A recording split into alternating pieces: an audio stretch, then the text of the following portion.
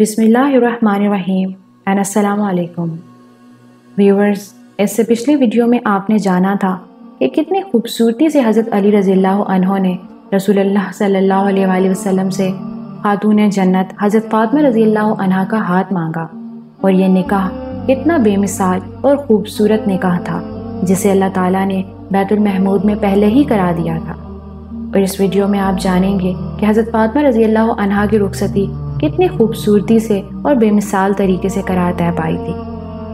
معرج نبوت میں بھی یہ بیان کیا گیا ہے کہ حضرت جبرائیل علیہ السلام نے عرش پر پڑھے جانے والے نکاح کا قصہ بیان کیا تو انہوں نے کہا، یا رسول اللہ تعالیٰ نے آپ کو چن لیا اور آپ کو سب سے زیادہ عزت والا اور بلند مقام بنایا اپنی مخلوقات میں سے، اور علی رضی اللہ عنہ کو آپ کا بھائی منتخب کیا اور فیصلہ کیا ہے کہ آپ کی بیٹی اور خدا کی خادمہ فاطمہ رضی اللہ عنہ کا نکاح علی رضی اللہ عنہ کے ساتھ ہوگا۔ اللہ تعالیٰ نے ان کے نکاح کا اس طرح اہتمام کیا کہ اہل جنت سے مخاطب ہو کر انہوں نے فرمایا کہ آپ کو جنت کے زیور پہنائیں، اور پھر تمام فرشتوں کو حکم دیا کہ وہ چوتھے آسمان پر اکٹھے ہو جائیں۔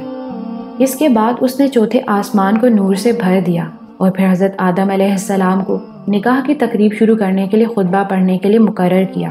حضرت آدم علیہ السلام کے خطبے کے بعد اللہ تعالیٰ نے راحیل نامی فرشتے کو حمد پڑھنے کا حکم دیا۔ راحیل فرشتوں میں سب سے خوبصورت اور خوبصورت آواز کا مالک ہے۔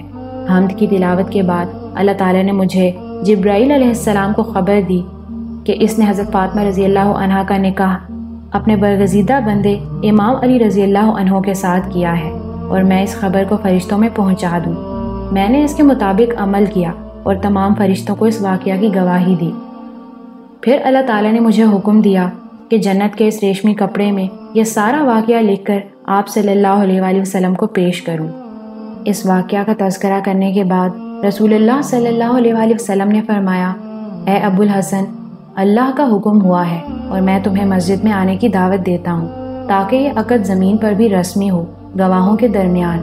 اس نکاح کی اہمیت اتنی تھی کہ اللہ تعالیٰ نے عرش پر تقریب کا اہتمام کیا اور پھر خود فیصلہ کیا، اور امام المتقین اور امیر المومنین علی ابن طالب علیہ السلام کا نکاح اس دنیا اور جنت میں خواتین کی سردار حضرت فاطمہ رضی اللہ عنہ کے ساتھ پڑھایا۔ مذکورہ واقعہ کا تذکرہ معرج النبوت، الصحابہ فی تمیز الصحابہ، سوائق محرکہ بو ابن حجر مکی، البیان البدین از علامہ جاہز اور بہت سی کتابوں میں کیا گیا ہے۔ پیغمبر اسلام حضرت محمد صلی اللہ علیہ وآلہ وسلم امام علی کو مسجد میں لے گئے اور ان سے کہا کہ وہ اپنی زرع کو بیچ دیں، اور وہ رقم پیغمبر اسلام صلی اللہ علیہ وآلہ وسلم کو پیش کریں۔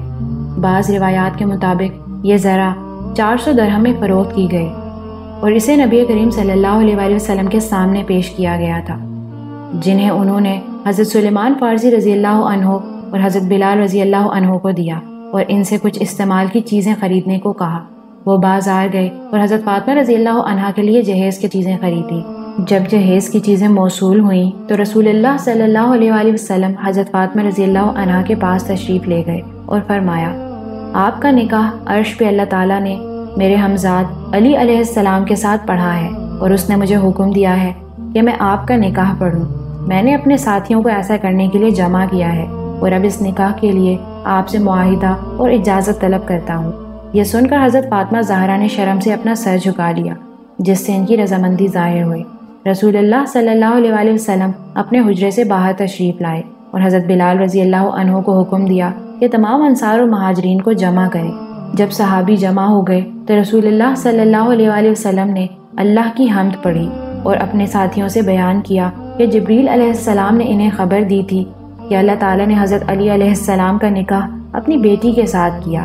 عرش اور اسے زمین پر بھی اسی طرح پڑھنے کا حکم دیا ہے۔ انہوں نے امام علی علیہ السلام سے کہا کہ وہ گواہوں کے سامنے شادی کی باضابطہ درخواست کریں۔ اللہ کی عظمت کی تلاوت کرنے کے بعد اور شکر ادا کرنے اور پیغمبر اسلام صلی اللہ علیہ وآلہ وسلم پر درود پڑھنے کے بعد رسمی طور پر شادی کے لیے درخواست کی گئی۔ نبی کریم صلی اللہ علیہ وآلہ وسلم نے یہ درخواست قبول فرمائی اور تمام صحابہ کو گواہ بنایا۔ یہ سن کر تمام اصحاب نے امام علیہ السلام اور پیغمبر اسلام صلی اللہ علیہ وآلہ وسلم کو سلام کیا۔ نکاح اور شادی کی تقریب کے درمیان ایک غیر منصوبہ بند مدت گزر گئی۔ کیونکہ امام علی علیہ السلام پیغمبر اسلام صلی اللہ علیہ وآلہ وسلم سے شادی کے لیے ایک دن مقرر کرنے کے لیے کہنے میں بہت شرماتے تھے۔ شادی کے بارے میں کچھ کہنے سے پہلے 1 ماہ یا اس سے زیادہ کا عرصہ گزر چکا تھا۔ عقیل علیہ السلام کے بھائی نے ان سے شادی کی تقریب کے انعقاد میں تاخیر کی وجہ پوچھی اور انہیں اس بات کی ترغیب دی کہ وہ شادی کی تیاری کریں اور رسول اللہ صلی اللہ علیہ وآلہ وسلم سے اس کے لیے تاریخ مقرر کریں۔ امام علی علیہ السلام کی شرم و حیا کے باوجود وہ عقیل علیہ السلام کے ساتھ ان کی خواہشات کو پورا کرنے کے لیے پیغمبر اسلام صلی اللہ علیہ وآلہ وسلم کے گھر پہنچے۔ رسول اللہ صلی اللہ علیہ وآلہ وسلم کے گھر جاتے ہوئے ان کی ملاقات ایمن رضی اللہ عنہا سے ہوئی۔ انہوں نے جب ان کے آنے کی وجہ بتائی تو انہوں نے کہا کہ یہ معاملہ ان پر چھوڑ دیں۔ انہوں نے جواباً سلمہ رضی اللہ عنہا کو اطلاع دی، جنہوں نے یہ معاملہ رسول اللہ صلی اللہ علیہ وآلہ وسلم کی توجہ میں لایا۔ انہوں نے امام علی علیہ السلام کو بلایا اور ان سے ان کی رائے پوچھی۔ امام علی علیہ السلام نے حضرت فاطمہ رضی اللہ عنہا کو اپنے گھر لانے کی خواہش ظاہر کی۔ پیغمبر اسلام صلی اللہ علیہ وآلہ وسلم نے امام علی علیہ السلام سے عشائیہ یعنی ولیمہ منعقد کرنے کو کہا۔ امام علی علیہ السلام نے عشائیہ کا اہتمام کیا اور لوگوں کو دعوت دی۔ مدینہ منورہ کے اعتراف سے مرد و خواتین گھر میں جمع ہو گئے۔ اس دن آپ صلی اللہ علیہ وآلہ وسلم کی رحمتیں ظاہر تھیں، کیونکہ نہ صرف کھانا سب کو کھلانے کے لیے کافی تھا بلکہ اس میں کوئی بھی کمی نہیں آئی تھی۔ رسول اللہ صلی اللہ علیہ وآلہ وسلم نے کھانے کے برتن منگوائے اور انہیں بھر کر اپنی ازواج مطہرات کے پاس بھیج دیا اور حضرت فاطمہ رضی اللہ عنہا اور ان کے شوہر کے لیے خاص برتن چھوڑ دیا۔ غروب آفتاب سے شادی کی رات شروع ہو چکی تھی۔ حضرت فاطمہ رضی اللہ عنہا کے اپنے نئے گھر کی طرف روانہ ہونے کا وقت تھا۔ سب کچھ ٹھیک چل رہا تھا کیونکہ رسول اللہ صلی اللہ علیہ وآلہ وسلم نے شادی کی تمام ضروری تیاری کر رکھی تھی۔ اپنی شادی کی سادگی اور شائستگی کے باوجود حضرت فاطمہ رضی اللہ عنہا کی شادی کی تقریب عظمت، فضیلت اور خوبصورتی کے آثار سے گھری ہوئی تھی۔ رسول اللہ صلی اللہ علیہ وآلہ وسلم نے اپنی ازواج مطہرات کو حکم دیا کہ شادی سے پہلے حضرت فاطمہ رضی اللہ عنہا کو زیب تن کریں۔ انہوں نے خوشبو لگا کر انہیں زیورات سے سجایا۔ ان سب نے انہیں تیار ہونے میں مدد کی۔